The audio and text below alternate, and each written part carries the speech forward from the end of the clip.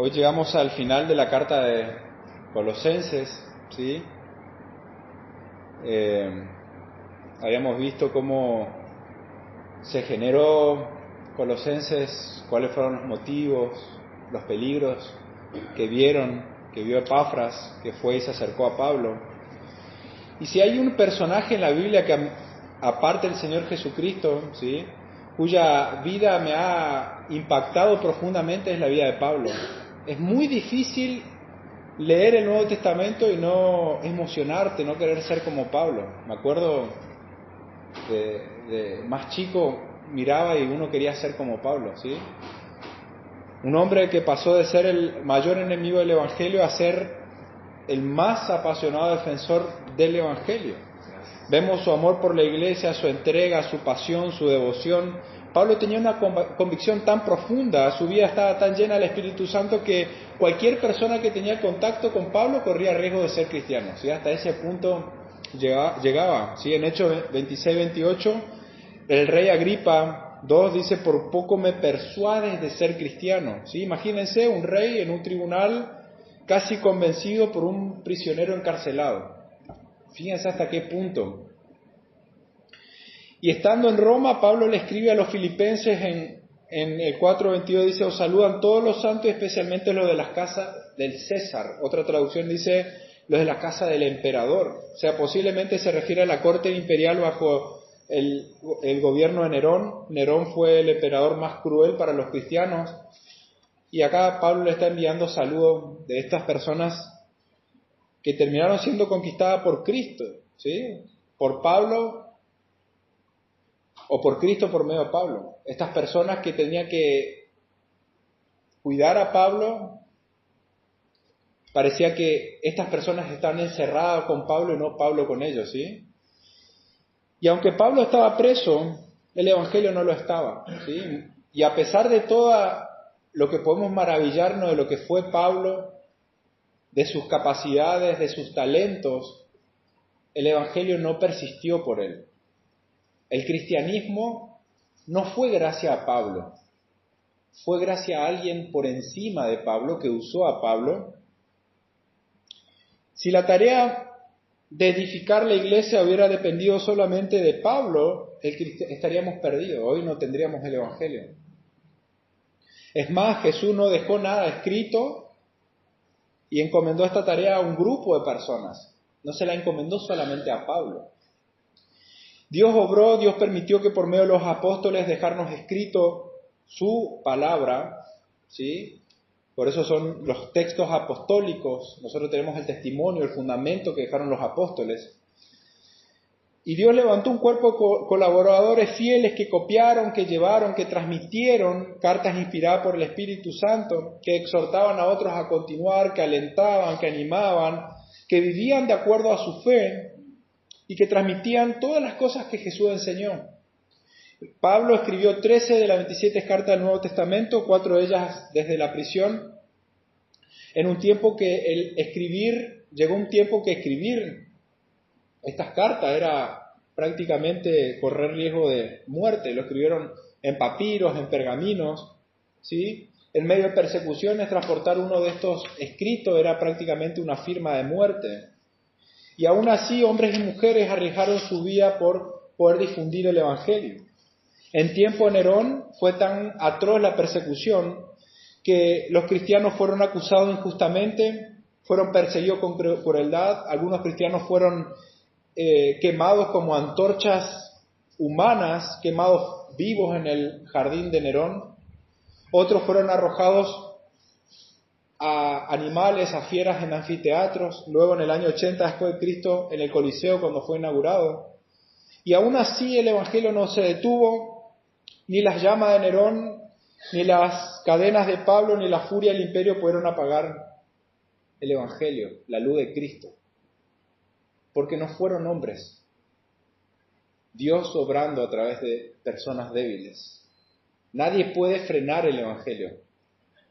Nadie pudo frenar lo que Dios tenía para decirnos. Y Dios usó hombres débiles. La obra de Dios nunca depende ni dependió de una sola persona. Que Dios levante a una iglesia no depende de un gran predicador.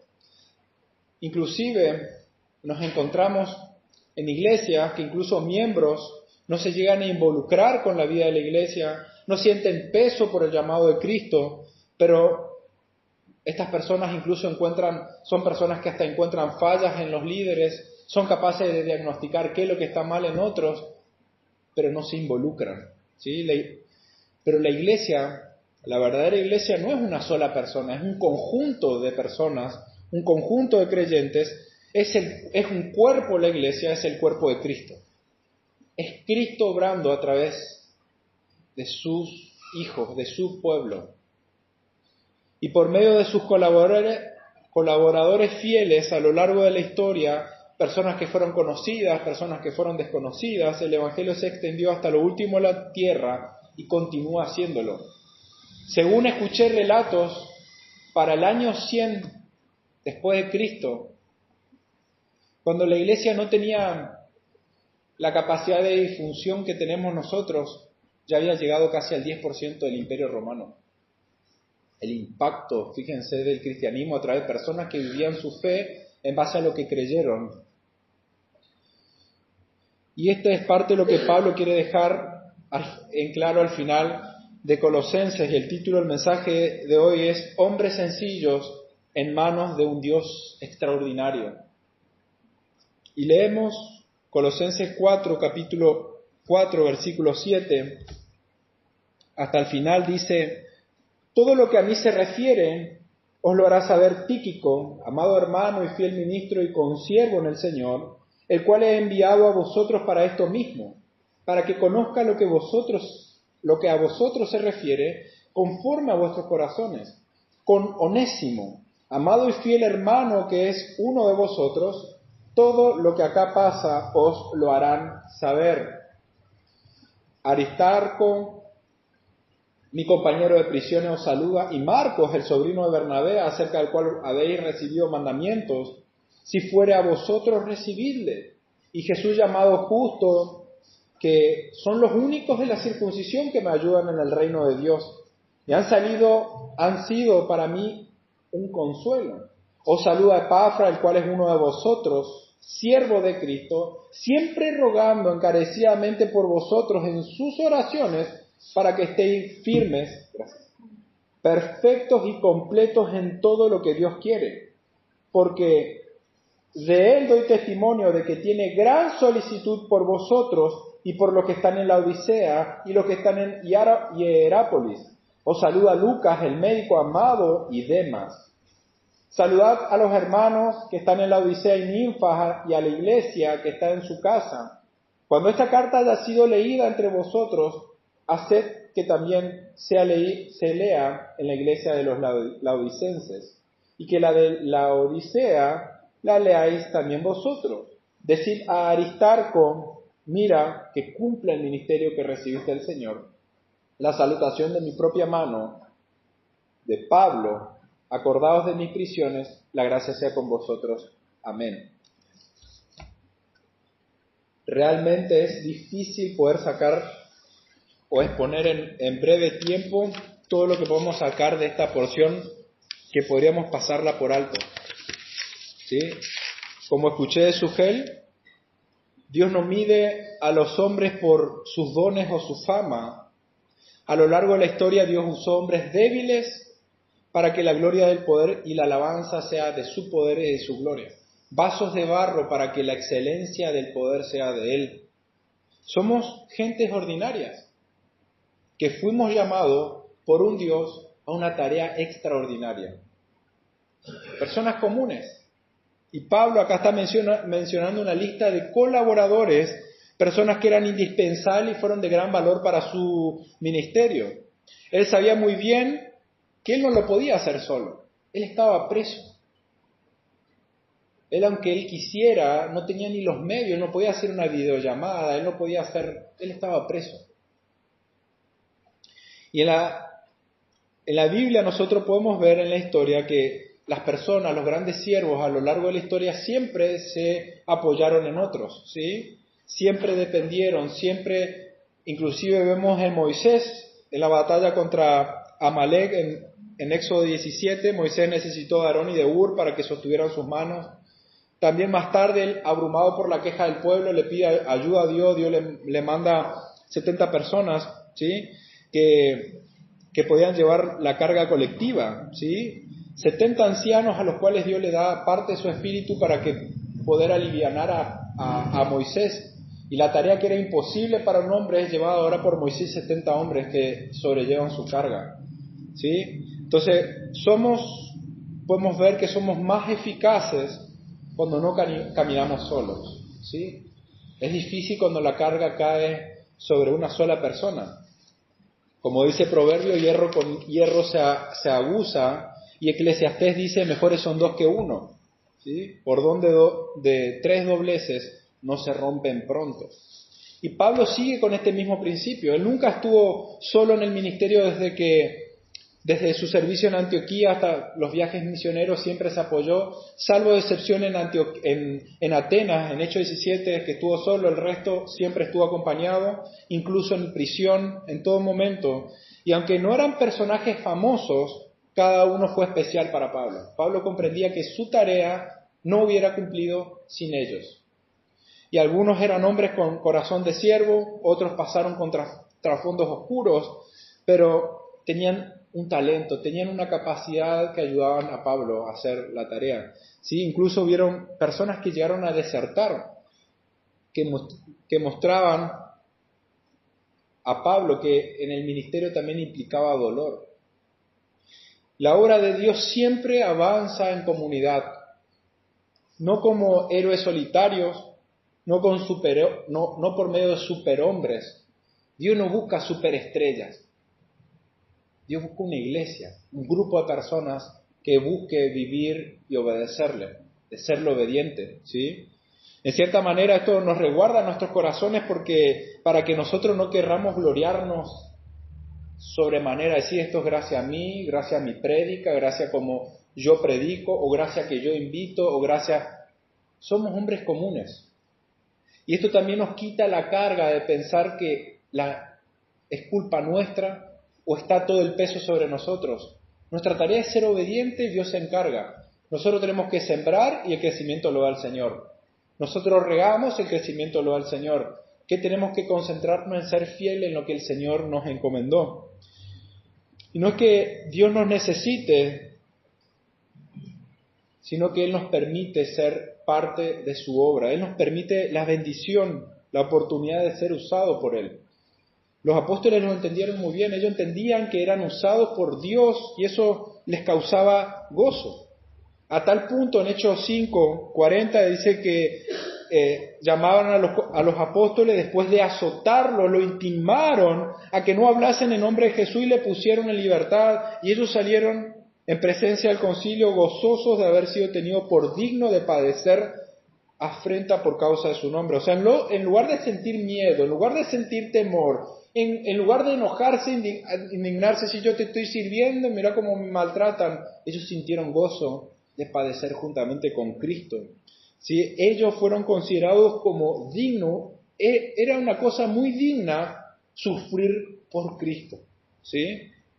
De sufrir deshonra por causa de Cristo. No les daba vergüenza, ellos lo consideraban como gozoso que los maltraten por seguir a Cristo. No es que eran masoquistas, es que ellos eran fieles a Cristo y ellos consideraban como algo muy digno padecer por Cristo. Entonces, o sos parte de Cristo, de la iglesia, y disfrutás de las bendiciones, o te perdés la bendición de ser usado por Dios. Y en esta extensa dedicatoria de saludos en el Nuevo Testamento, Pablo menciona personas que fueron fieles, personas que tropezaron, empezaron mal pero terminaron bien, y otros, sin querer, Pablo está mencionando a alguien que comenzó bien, que era de confianza pero termina mal. El resto de personas, los tibios, aquellos que no se involucran con la iglesia, no son mencionados. Los espectadores, aquellos que no se involucran con la vida de la iglesia, ni siquiera pueden ser dignos de ser llamados cristianos, podemos decir. Y acá los fieles, Pablo menciona, vemos una lista de personas que no eran personas extraordinarias, pero vemos en ellas cómo el poder de Dios se perfecciona a través de las capacidades que tienen, a través de su fidelidad, a través de los recursos que tienen. Y a veces no sabemos el impacto que va a generar nuestro servicio. Quizás podemos considerar como algo insignificante, pero voy a estar limpiando acá, voy a estar ofreciendo una merienda, o voy a estar preparando algo. ¿Qué impacto puede tener? ¿Cómo vamos a medir nosotros el impacto de lo que Dios está haciendo?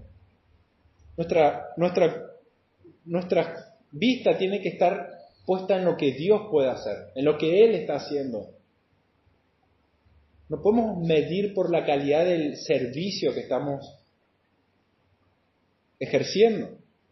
Pablo era una persona como nosotros también, era sujeta a las mismas pasiones, debilidades, también pasó de tiempo de desánimo como podemos pasar nosotros. Pablo menciona a personas acá que fueron de mucho aliento cuando él estaba prisionero. Habrá pasado momentos de soledad y él les agradece que le fortalecieron, que lo ayudaron. Las palabras de Dios pudieron ser transmitidas fuera de la palabra, fuera de la cárcel, ¿sí? Gracias a que otras personas fueron fieles a su tarea, ¿sí? Esta carta, posiblemente junto a Efesios y Filemón, fue enviada por medio de Tíquico, que fue acompañado por Onésimo, lo que nos está diciendo acá. Y cuando decimos de la tarea, Tíquico puede decir, bueno, yo que soy el cartero, soy tu empleado y así, ¿qué voy a estar llevando esta carta? Qué insignificante, yo quiero ser apóstol, yo quiero ir a predicar a las naciones, yo quiero ser enviado, quiero ser reconocido.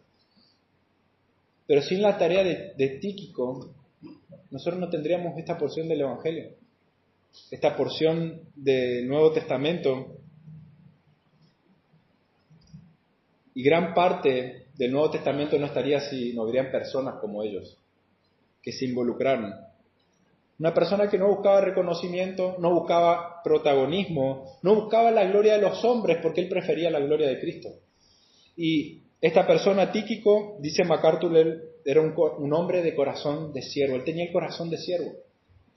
No era judío, sino él era gentil, originario de Asia Menor. Él dejó su casa, él dejó su trabajo para poder seguir a Pablo en sus viajes misioneros. Él viajó con Pablo en su tercer viaje misionero. Él, podemos decir que él fue el correo oficial de Pablo, llevando carta a Colosas y, como mencioné, a Efesios, Filemón. La carta de los Efesios dice, de acuerdo a los escritos, que no era Efesio, no tenía escrito, era una carta abierta, ¿sí? Pero hoy la conocemos como la carta de los Efesios. Pero Pablo confió en esta persona, encomendarle la palabra inspirada, ¿sí? Lo que Dios habló, y él lo pudo dejar escrito, él encomendó a esta persona que pueda difundirle. Fíjense la confianza de dejarle esto.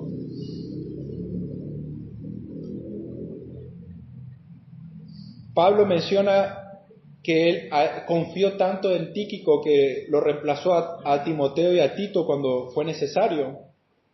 Y acá Pablo, como virtud, lo llama amado hermano, fiel ministro, consiervo del Señor, dice ahí en el versículo 7, ¿sí? Continuando, amado hermano y fiel ministro del Señor. Y cuando él habla de ministro, está hablando de un fiel servidor. Ministro no como un puesto, el ministro, como hablamos de las naciones, el ministro era un servidor. Él era un fiel servidor. Pablo confiaba porque él sabía que era un servidor. A tal punto lo llama consiervo del Señor. O sea, este consiervo en el original hace referencia a esclavo, un compañero esclavo. Pablo lo considera como que ellos trabajaban juntos como esclavos para un mismo amo, ¿sí? Fíjense cómo se identifica con Tíquico. Y fíjense la humildad de Pablo. Pablo era el apóstol, era Pablo, no era cualquiera. Y Pablo lo considera consiervo, lo pone a la par.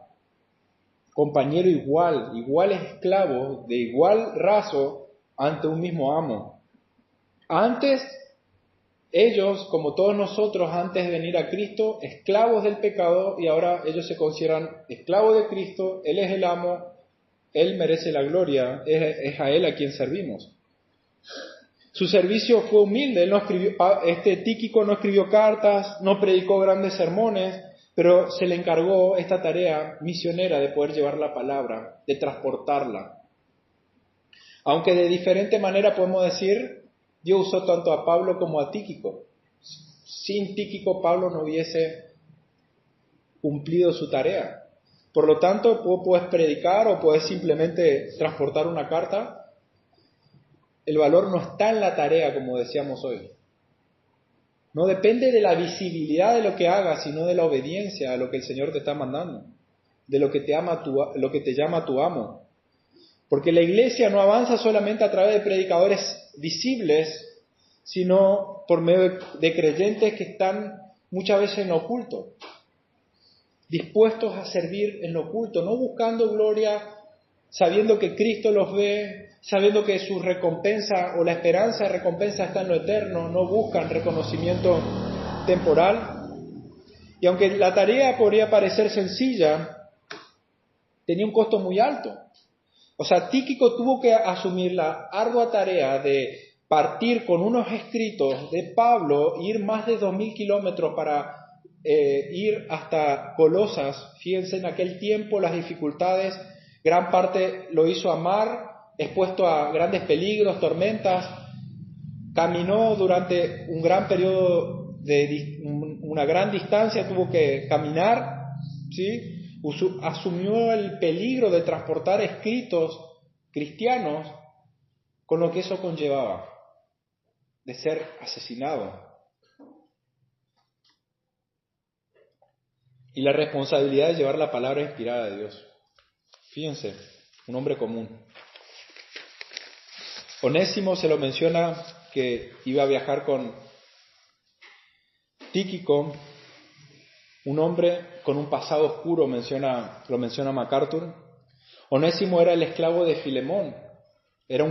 Filemón era un creyente de Colosas, ¿sí? Entonces, Pablo está en Roma, lo manda a Tíquico y Onésimo a Colosas. En Colosas está Filemón, y ellos van con estas cartas, van con la carta a los colosenses, Filemón también, y Efesios, ¿sí? Y Filemón era un amigo cercano de Pablo. Por lo que se deduce en la carta de Filemón, Onésimo huyó de su amo. En este proceso probablemente le robó dinero a Filemón, objetos de valor. En Filemón, versículo 18 dice, y si en algo te dañó o te debe, habla de Pablo que lo tenga en cuenta a él como deudor, ¿sí? Entonces escapar siendo esclavo en el Imperio Romano era un delito muy grave, era pena de muerte, podía ser castigado hasta la pena de muerte. Es decir, que Onésimo tenía un pasado oscuro, él fue desleal, él fue fugitivo, él fue endeudado, él fue dado bajo sentencia. Era una persona con la cual vos decís, mirás el trasfondo de esta persona y vos decís, no es una persona digna de confianza. Pero vemos en su huida, él huyendo, Onésimo llega a Roma y va a parar a la cárcel con aquel peligroso Pablo, ¿sí? Buscando perderse entre la multitud de la providencia, se encuentra con Pablo. Y bajo el ministerio de Pablo, esta persona llega a conocer a Cristo. Pablo lo llega a decir en Filemón 10, dice, te ruego por mi hijo Onésimo, a quien engendré en mis prisiones. O sea que Onésimo llegó a creer en el Evangelio con Pablo preso, ¿sí? Entonces, esto muestra que la conversión fue después de esa huida. Y él antes era inútil, era desleal, era una persona no digna de ser confiada, de ser de confianza, y ahora es llamado un hermano fiel y amado por Pablo. En Filemón 11 Pablo le dice a Filemón, en otro tiempo te fue inútil, pero ahora a ti y a mí nos es útil. Fíjense, una persona inútil, desleal, ahora es útil para ti y para mí. O sea que Pablo lo considera como valioso para poder ser su colaborador, pero él lo manda de nuevo, ¿sí? A Filemón, a Colosas, ¿sí? Este regreso muestra a su amo una reconciliación radical con Cristo. Ya no como un esclavo, sino como un hermano. En Filemón 1:16 dice, ya como esclavo, sino como más que esclavo, como hermano amado mayormente por mí, pero cuanto más por ti, tanto en la carne como en el Señor. Así que si me tienes por compañero, recibidle como a mí mismo. Era muy grave lo que hizo Onésimo, pero ahora está regresando como un hermano. Debía someterse a las órdenes de su amo, ¿sí? Y Onésimo es un ejemplo vivo de cómo el poder del Evangelio puede transformar. Dios puede tomar a un fugitivo, a un ladrón, a alguien deshonesto y transformarlo como un colaborador útil, un fiel y amado hermano, como dice Pablo. Y su historia nos enseña que nuestro pasado no determina nuestro futuro. Nuestro pasado puede ser muy oscuro, podemos equivocarnos muchas veces en nuestro caminar, podemos tropezar, tomar malas decisiones, pero en Onésimo vemos cómo Dios lo puede encaminar para bien. Y así como Pablo intercedió por él, vemos Cristo intercede por nosotros. Alguien mayor que Pablo tenemos nosotros. Hebreos 7:25, Cristo intercede por nosotros. Así que no hay remordimiento. En Cristo somos criaturas nuevas. Él nos restaura, Él nos hace nuevo y Él nos quiere usar para su gloria. ¿Cuándo es el tiempo? Hoy es el tiempo. No hay tiempo para perder. Hoy es el tiempo de encaminarnos y ponernos en las manos de Cristo. Y luego Pablo menciona un grupo de personas a los cuales mandan saludos, ¿sí? Hablan de 3 personas judías, 3 griegas, ¿sí? Lo menciona Aristarco como prisionero, compañero de prisiones, fue una persona que lo acompañó a Pablo también en sus viajes, ¿sí? Pablo lo llama mi compañero de prisiones. No sabemos por qué, acá no lo aclara por qué estaba preso. Algunos comentaristas dicen que él fue prisionero porque predicó a Cristo, otros por varios contextos dicen de que él estuvo dispuesto a dejar su libertad para ser prisionero y ser una ayuda a Pablo. Esa fue la magnitud de la entrega de Aristarco, un verdadero amigo y colaborador que estuvo dispuesto a sufrir con Pablo a causa de Cristo. Otras personas que no son mencionadas en otros lugares, Jesús el justo, no es Jesucristo, ¿sí? Se llamaba Jesús, conoció a Jesús como el justo. No sabemos mucho de él, salvo por lo que encontramos en Colosenses. Y Pablo dice que este hombre fue de gran consuelo cuando él estaba en sus prisiones.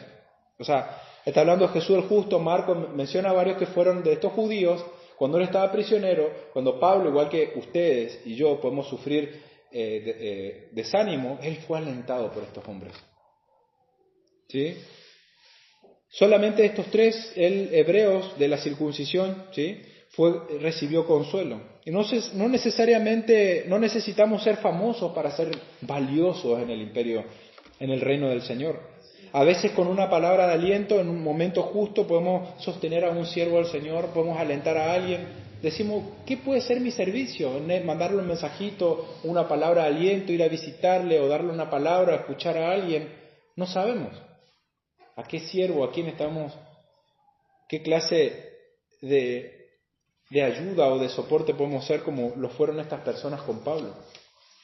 En el versículo 12 se lo menciona a Epafras, quien es uno de ustedes. O sea, Epafras era uno de estos. Se cree que Epafras estuvo un tiempo preso también. Es más, acá se queda en Roma y es enviado la carta es enviada por Tíquico y Onésimo.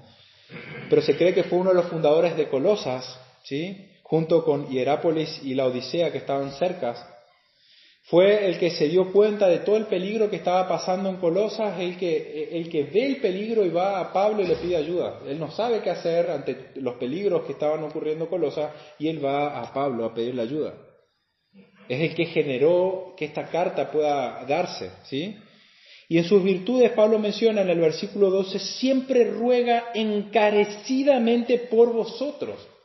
Una persona que estaba rogando por estas personas, ¿sí? Pablo identifica una vida de oración de este hombre, ¿sí? Orando tanto por los colosenses como por los de la Odisea y Hierápolis. Por eso se cree que él brindaba su apoyo en este grupo de iglesias, ¿sí? En distintos lugares. ¿Sí? Mucho más podemos seguir hablando de Epafras, pero fue muy útil. El pastor de Colosas, podemos decir, que ahora se encuentra en Roma, no sabemos por qué, no pudo regresar.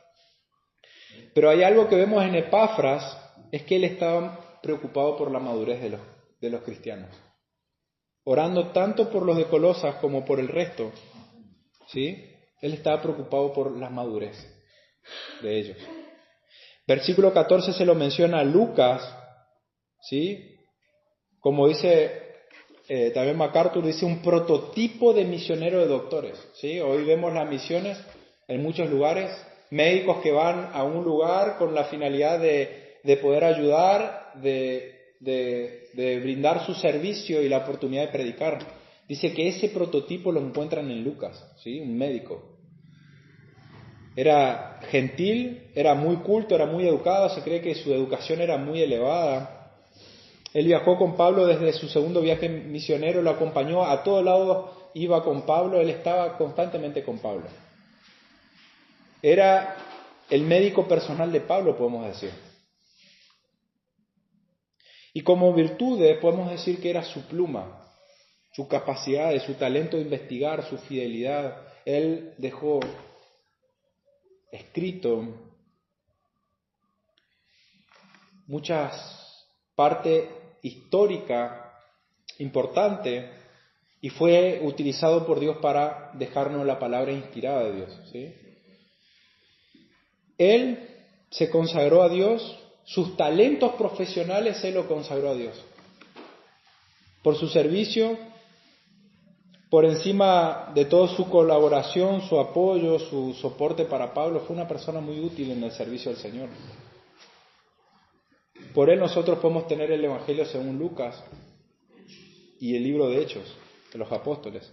El griego con el cual escribe Lucas era de muy alto nivel, ¿sí? Habían distintas clases de griego, podemos decir, de nivel de afinidad o de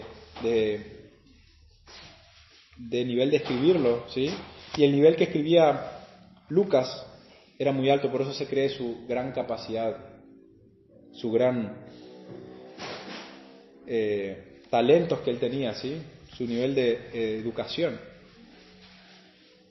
Y entre este grupo de personas también vemos aquellos que fallaron, ¿sí? Vemos todas estas personas que aparentemente permanecieron fiel durante su transcurso. Dios lo usó de diferentes maneras, diferentes talentos, algunos simplemente llevaron la carta, otros fueron utilizados, dejaron la palabra escrita, registraron cosas, otros simplemente fueron de aliento, no los conocemos más que ellos, pero fueron un soporte y colaboraron con Pablo en su ministerio. Pero también hubieron personas que fallaron en el camino, y se los menciona en el versículo 10, os saluda Marcos, el sobrino de Bernabé, ¿sí? Al inicio, fíjense cómo Dios hace las cosas, encima con Pablo. Al inicio, en el primer viaje misionero lo abandona Pablo, ¿sí? Dicen Hechos 13:13, habiendo zarpado de Pafos, Pablo y sus compañeros arribaron a Perge de Panfilia, pero Juan Marcos, apartándose ellos, se volvió a Jerusalén. Fíjense, Pablo, enardecido estaba Pablo. Y esto generó conflictos entre Pablo y Bernabé, que eran súper amigos, que hicieron grandes cosas, ministerio juntos, llegaron a pelearse, ¿sí? Un gran conflicto. Y Bernabé quería que llevasen, en Hechos 15, querían que llevasen consigo a Juan, el cual tenía por sobrenombre Marco, pero Pablo no le parecía bien llevar consigo al que había apartado de ellos desde Panfilia y no había ido con ellos a la obra. Y hubo tal desacuerdo entre ellos que se separaron. Bernabé lo tomó a Marco, navegó a Chipre, y Pablo siguió con Silas, ¿sí? Fíjense cómo Pablo no lo considera digno a Marcos. Una persona que no es digna de confiar, no lo voy a estar llevando. No sabemos si era inmaduro Pablo, si tenía razón, o si Bernabé estaba viendo algo que Pablo no veía, o ya lo consideraba como alguien maduro, no sabemos. Pero Pablo en este punto de la historia, él no lo considera digno a Marcos.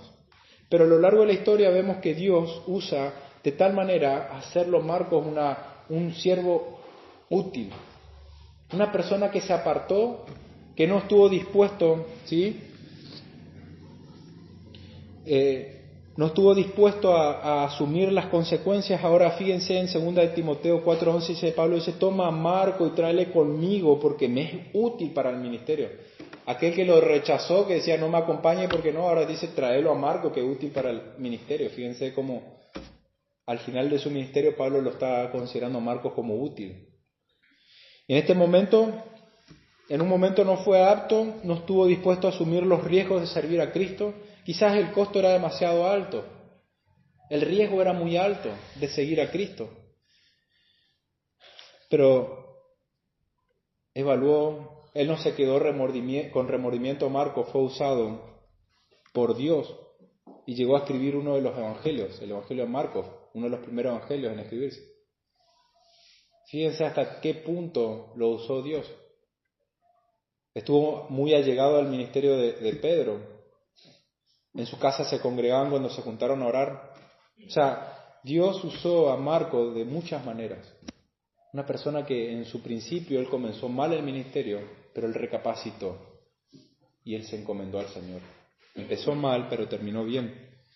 Quizás en su inmadurez, sus dudas, su falta de entrega a Dios, su devoción, él no fue apto, él no era un simple, pero él comprendió que su cristianismo tenía que llegar a un nivel más alto. Y él fue usado. Sin todos estos hombres, la labor de Pablo no sería nada. Y aunque Pablo fue un escritor humano, en dejar plasmada la palabra de Dios escrita en su momento en papiros muy posiblemente, la palabra inspirada, su trabajo fue solamente una parte de la obra de Dios, no fue toda. Dios no terminó su obra con Pablo, él era una parte en toda la pieza de obreros que Dios usó para que hoy nosotros podamos tener escrita la palabra. Y así también llegamos a la última parte, a la parte triste, lo menciona Demas, ¿sí? Como dice una famosa frase, tenemos que saber que así como Jesús tuvo su Judas, Pablo tuvo su Demas, ¿sí? Y todos podemos llegar a tener alguna vez a una clase, toparnos con esta clase de hombres o de personas. Pablo reconoce que él estuvo expuesto a muchos peligros. Y entre estos menciona en 2 Corintios 11, 26, dice peligro entre falsos hermanos. Pablo sabía que hay muchos que decían seguirlo, que colaboraban con él, pero que eran falsos hermanos. Demas era uno de estos falsos hermanos. También se lo menciona en otros saludos de las cartas en Efesios, ¿sí? En el tiempo que escribe a los colosenses, Pablo manda saludos, ¿sí? Y lo menciona en sus colaboradores, también lo menciona en Filemón, perdón. O sea que ayudó a Pablo estando preso. O sea, Pablo preso, no digno de nada, Pablo, esta persona lo ayuda, es un colaborador, es una persona que sirve. Y podemos decir que su ministerio comenzó bien. A diferencia de Marcos, Pablo cuando estaba siendo prominente en su ministerio, Marcos se echa atrás. Pero vemos por otro lado, en este lugar donde Pablo está preso, cuando es digno de misericordia, este hombre fue colaborador de Pablo. Pablo le manda saludo de parte de él, pero termina desertando. En 2 de Timoteo 4:10, Pablo dice, Demas me ha desamparado amando a este mundo y se ha ido a Tesalónica. No sabemos más nada de esta persona, pero en el relato bíblico vemos que comenzó bien y que terminó mal. No es que Demas perdió la salvación, sino que él quizás nunca fue salvo. De acuerdo al relato bíblico, él terminó mal. Porque una de las marcas indiscutibles de un verdadero cristiano es la perseverancia en la fe. Una de las marcas distintivas es que perseveran. Cristo los mantiene firmes en su mano y nadie los arrebata de su mano. Ellos permanecen firmes. Quizás tropiezan como Marcos, pero terminan firmes. Los verdaderos creyentes perseveran hasta el final. 1 Juan 2:19 dice, salieron de nosotros, como quizás Demas, ¿sí? Salieron de nosotros, pero no eran de nosotros, porque si hubiesen sido de nosotros, también hubieran permanecido con nosotros, pero salieron para que se manifestase que no todos son de nosotros. Salieron, pero no eran de nosotros. falsos hermanos que parecían ser parte de la iglesia, que gustaron el poder del Espíritu, como dice en Hebreos, disfrutaron de la comunión con la iglesia, disfrutaron de la bendición del Espíritu Santo obrando en la iglesia, pero nunca creyeron. Estuvieron, pero no eran. Y en Demas también podemos ver que no todo lo que empiezan con entusiasmo terminan bien la carrera. ¿Cómo evaluamos? La perseverancia. Por eso el Señor dio diferentes maneras, ¿sí? La disciplina, la excomunión, para aquellos que no están demostrando esa persistencia. La excomunión es la última muestra de amor para que alguien recapacite y vuelva a Cristo. Pero tenemos también que ver en Demas el cuidado del mundo, ¿sí? Tenemos que tener mucho cuidado del mundo, ¿sí? Falsos hermanos, pero también, por un lado vemos los falsos hermanos, pero también tenemos que tener cuidado de los peligros de la tentación, ¿sí? En primera de Juan nos dice que tengamos cuidados del mundo, ¿sí? A lo largo de la historia vemos que Dios ha usado a muchas personas, ¿sí? No fueron hombres grandiosos, fueron personas comunes iguales que nosotros, sujetos a las mismas pasiones y debilidades, pero lo vemos acá como el que se lleva la gloria es Cristo, es Dios obrando a través de nosotros, ¿sí? Y en esta última parte vemos Primera Juan 2:15 dice, no améis al mundo, ¿sí? No améis al mundo, tenemos que tener cuidado del peligro de amar al mundo, de perder la mirada de Cristo. Y finalmente, no nos da el tiempo, pero al final menciona la iglesia y Pablo se extiende en sus saludos, pero vemos personas comunes que hicieron su parte. Algunas abrieron su casa, como vemos más adelante en la iglesia que se congrega, Ninfa, que posiblemente una mujer, abrió su casa para que la iglesia se congregue, una persona adinerada que tenía una casa amplia en donde la iglesia podía congregarse. ¿Sí? Una inmensa cantidad de cristianos permanecieron en anonimato, pero a lo largo de la historia hubieron multitudes de personas que fueron y son importantes en el reino. Algunas mujeres dieron su vida, rehusaron la comodidad, rehusaron la facilidad por criar hijos para Cristo. Y vos decís, bueno, pero ¿por qué no aspirar a algo más alto? No podemos aspirar a algo más alto de lo que Pablo antes decía, ¿sí? Cuando hablaba de esposos, amen a sus esposas, mujeres, sujétense a sus esposos, de criarlos a nuestros hijos en disciplina. No podemos aspirar a algo más alto. Ese es el llamado más alto que nosotros tenemos parte del Señor, radica en la casa. Por eso Pablo, antes de terminar su saludo, se encarga de dejar en claro que el mayor ministerio que nosotros tenemos está en nuestro hogar. Y después se extiende, no termina ahí, es una parte.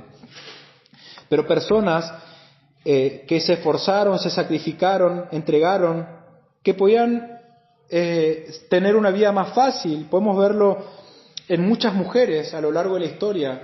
Podemos ver en Loída y Eunice, ¿sí?